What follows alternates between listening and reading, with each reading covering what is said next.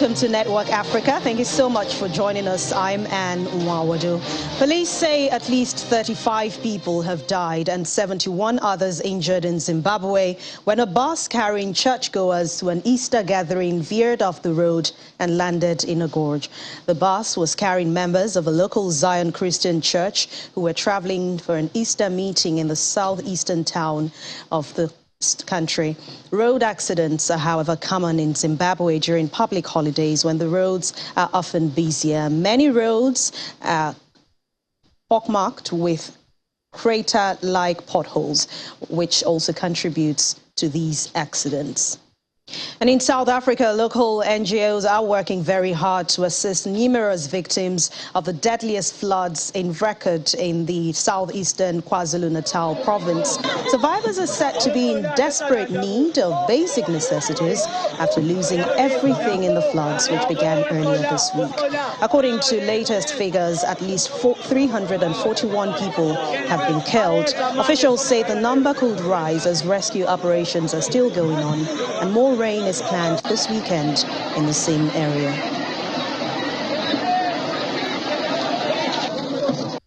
It's been so hard for us, and even water, electricity in some other areas there isn't any water, electricity. As you can see, how we suffering.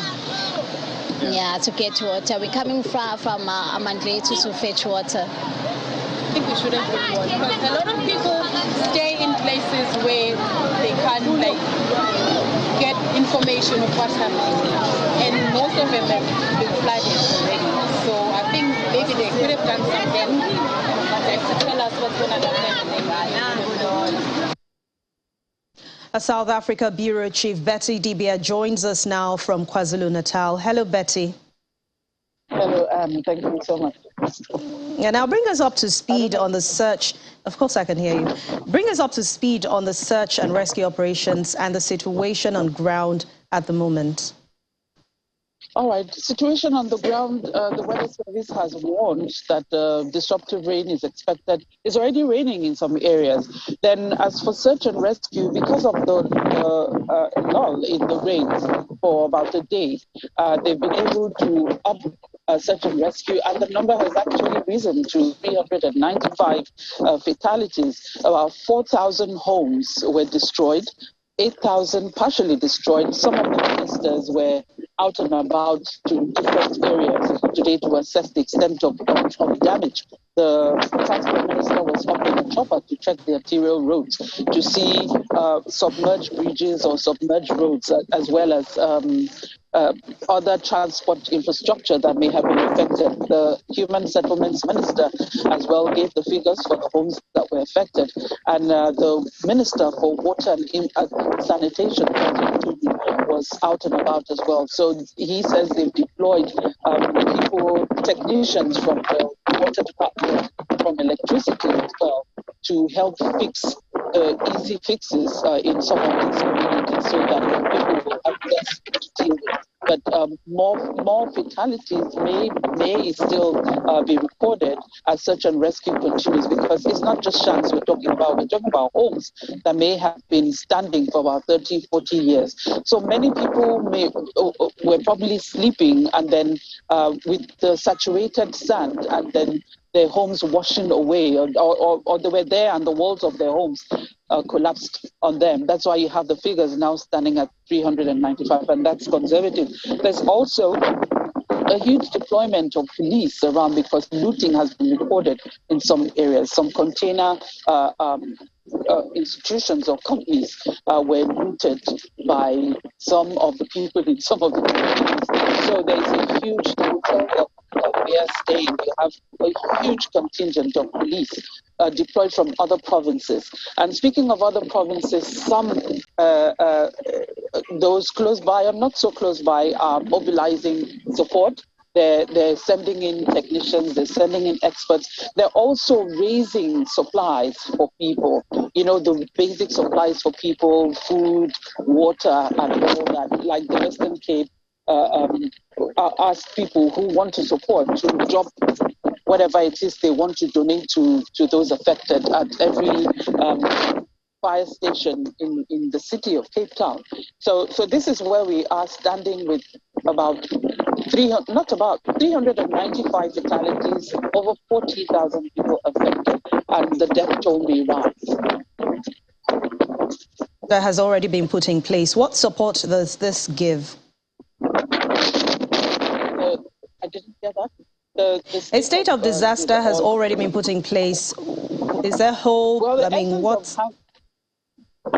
Yes, the provincial disaster area, the president gives for the government to fast-track support. You know, usually there are processes and mostly red tape going through the processes, procedure for giving support to areas or to develop an area. But in the case of a disaster which has been declared, that shortens or fast-tracks that process to free funds, resources as well, especially money, to help either mop up or to rebuild, reconstruct, and to support the people as well.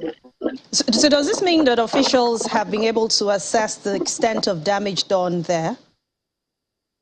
Well, as I said earlier, some of the ministers have gone around, but the president had promised, it's not just the ministers, Minister for Water and Sanitation, Transport, Minister for Human Settlements.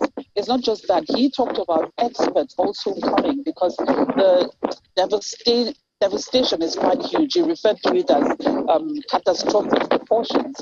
So it will still take some time for the full extent of the damage and the cost of rebuilding and even mopping up as well to be assessed. So that is going to be done, and it may be hampered again by the rains expected. You can see how cloudy and dark it is. It's just past 5 here locally, and the South African Weather Service has warned that you have disruptive rain all through this Easter weekend. So that may even hamper what's being done or the space for any assessment to be done, because more damage may actually happen to some of these communities. All right. Thank you very much, Betty Dibia, a South Africa Bureau Chief. Thanks a lot for your contributions on Network Africa. Thank you, Andy. Thank you. With the risk of famine in 6 regions and around 6 million people in need of food assistance in Somalia, the Residence and Humanitarian Coordinator for the country, Adam Abdelmoula, says the African nation needs help and needs it now. He says the situation in the country has been deteriorating for months now as the extreme drought continues, bringing the country to the brink of humanitarian catastrophe. The latest data shows how rapidly things are getting worse, with 6 million people facing acute food insecurity in the coming months, almost double the number at the start of the year, and a real risk of famine in some areas of the current rainy season fields. Need humanitarian assistance. The situation here is there, and the country is facing a very real risk of famine. Things were bad even before the drought. All up, almost half of the population of the country, that is 7.7 million people, need humanitarian assistance and protection this year. And of those, 6 million need food assistance urgently. And to complicate matters, the situation is not going to get any better anytime soon. The famine concerns are very, very real. There is a risk of famine in 6 areas through June this year. Humanitarian assistance is not scaled up to reach the most vulnerable populations, and that is mostly because of lack of resources. As of April, an estimated 4.9 million people have been affected by this drought, but we anticipate, as I said, those who would need food assistance to be around 6 million. If this is not a wake-up call, I don't know. The UN family in Somalia and its partners have been hard at work we have managed to reach 2 million people with aid from February to the beginning of April.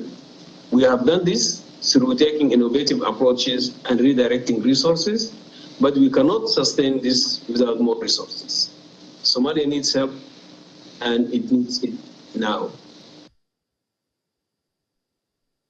The head of the United Nations mission in South Sudan, Nicholas Haysom, has asked all parties, including non-signatories, to join the collective push for sustainable peace in the world's youngest nation as it faces surging subnational violence and a deepening humanitarian crisis exacerbated by climate change and COVID-19. At a press conference in Juba, it discussed the mission's support for upcoming elections and the ongoing push to write a permanent constitution. The UN peacekeeping mission's posture in protecting civilians and facilitating humanitarian aid were also discussed at the meeting.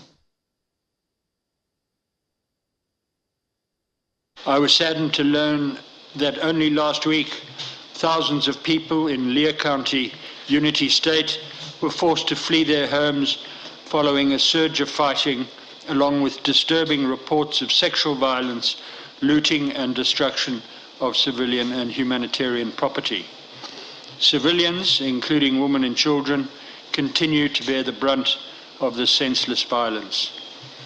I strongly condemn these violent attacks on civilians, but in particular attacks on humanitarians and the looting of life-saving supplies and assets, all of which is unacceptable. I would want to recognize the progress made and applaud the parties for overcoming the impasse in reaching the 3rd of April agreement on security arrangements regarding specifically the unified command and control structures. I take note of the presidential decree on 12th of April, which is a crucial and necessary step for the implementation of the peace agreement. It's important to recognize that all parties cooperated and contributed to make this possible. We will continue to advocate at the highest levels of government for it to assume a greater responsibility to intervene in the protection of civilians, which includes humanitarians. For humanitarians, saving lives should not mean losing lives. With the appointment of a single unified command, we expect to see greater coherence in government response to local conflicts across the country. Upon the invitation of the government, the mission stands ready to support the South Sudanese in holding elections and building the necessary political institutions.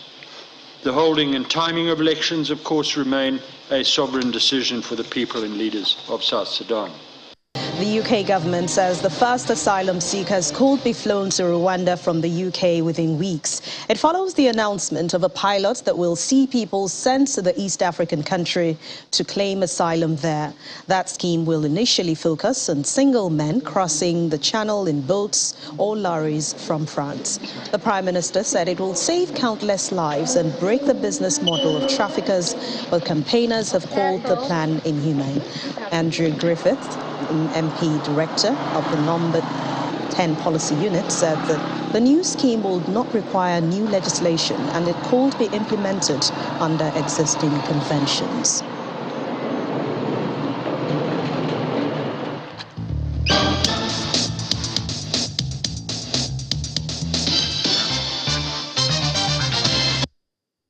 Since 2017, startup funding across Africa has grown tremendously, with startups raising more money across funding deals. The success recorded by some startup founders and the increased focus on entrepreneurship has boosted the drive of many to also engage in the space. But most of these trailblazing stories came to light mainly because of the amount of funding received.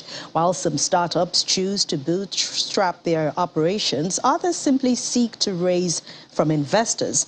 We're joined by Lawrence Olawale Roberts, who's the founder of Microbots Technologies, to discuss why funding is so important for startups. Hello, Olawale. Thank you so much for joining us on Network Africa. Thank you, and I'm happy to be here today.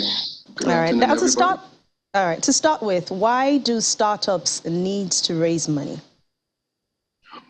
So money is very important for startups to scale. Whatever level a startup is, whether it's still at the ideas concept and ideas level, or they've started doing something towards working towards the innovation that they are building their ideas around, there is definitely a need to scale. So funding is very, very key for every startup, especially at the initial stages. As a startup begins to get traction, it could get to a point where they might not need so much funds because the business might be generating some form of revenue of its own to be able to sustain operations. But I'll say basically for every startup to scale, no matter what idea you have, your personal resources are never enough to get you to the point where you really get to become a unicorn or a very large corporation. So how can startups get investors to fund them, and how can they even know the kind of investors they need?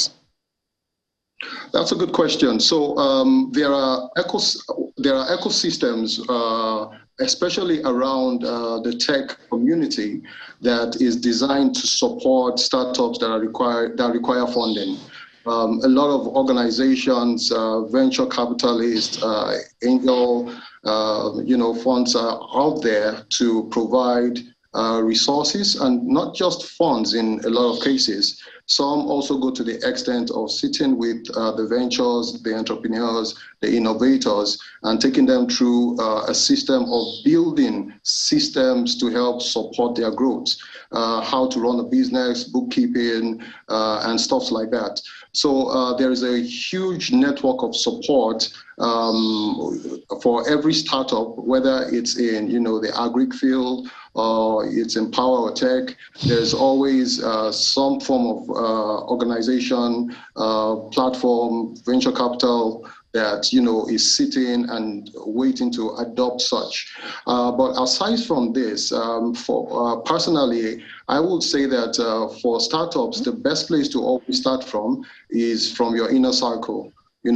Family, friends, people close to you who believe in what you're doing, pitching to them, getting support to get off the ground and getting to a point where you can now attract more value for the people or for organizations that want to onboard is much a better step, to go by. So yes, there are platforms, there are places to look out to. Startups should definitely desire to invest time in building their capacity and building systems that can support their dreams and their innovations. But it's always good to, max out your personal funds, max out, goodwill from, friends, families, people who want to come together, because at that point you might just have to pay back in future rather than at some early point start servicing loans and stuff like that. Okay, so talking about investors, who is an angel investor? What do they do, and how important are they for startups? All right, so an angel investor is a bit different from the venture capitalist in the sense that, the venture capitalists are organizations, they could be individuals, organizations who all they do is take monies from different investors and invest in companies, startup, and stuff like that. So all they do 24/7 for a venture capitalist is invest in new companies, in new ideas. But for an angel investor, they don't have to be, this doesn't have to be their job 24/7.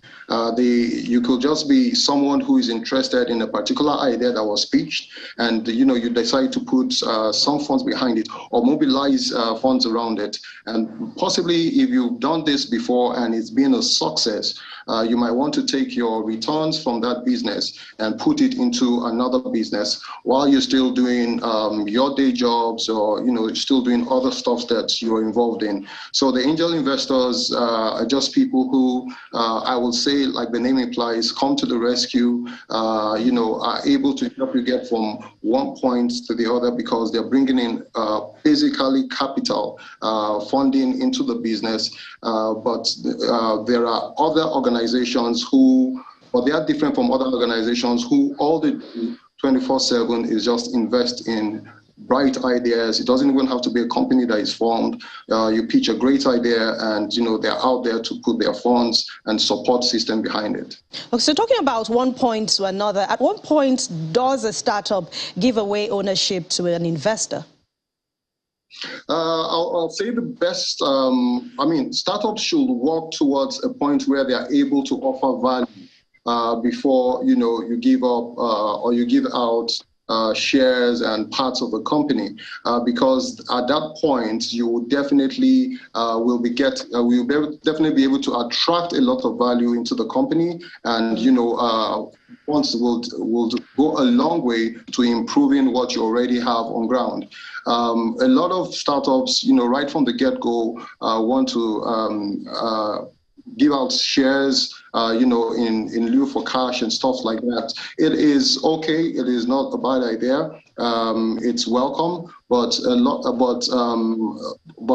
from experience, is much better. When you have grown to a point where you have a product that is tried, that is tested, something that might already have had some traction in the market.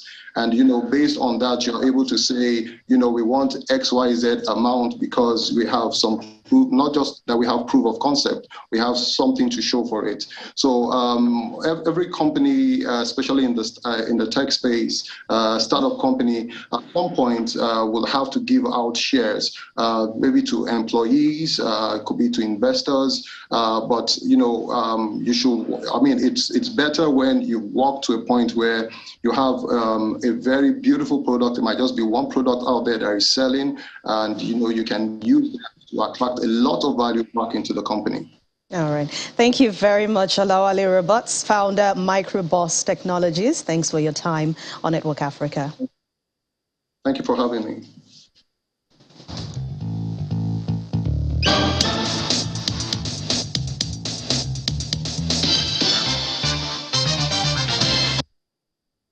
Working in American fashion industry does not isolate Nigerian-American designers from race and social class segregation, but talent, authenticity, and determination make all the difference. This is the view of renowned designers Niyi and Ademola Okuboejo. The renowned designer brothers believe there is more room for Nigerian designers to offer pieces that have a global fashion appeal by tapping into the country's unique cultural heritage and the roots. Growing up in Nigeria, you wake up and you mostly see black people, right?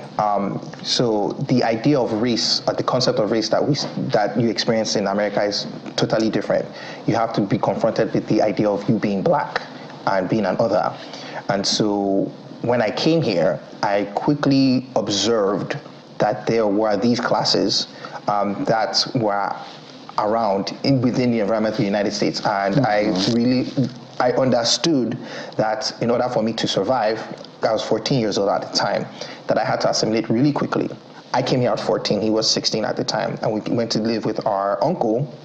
And so it was such a different time. For us, it was, we were still learning about ourselves. We were still trying to understand who we were, right? And now we're dumped in a place where you add the dynamic of race in the context of America, where it's like you're a black person, and within this system, you are an other. I believe there's more to Nigeria than the color green and white, right? I feel like my culture is very, very, it's super, super colorful. There's so many ways you can dissect into it and peel different forms of inspiration to design something tangible. Like, think about it, like it's no different from Andy Warhol or Raf Simons during his run at Calvin Klein, how they used both of their platforms to define what Americana means to them, right?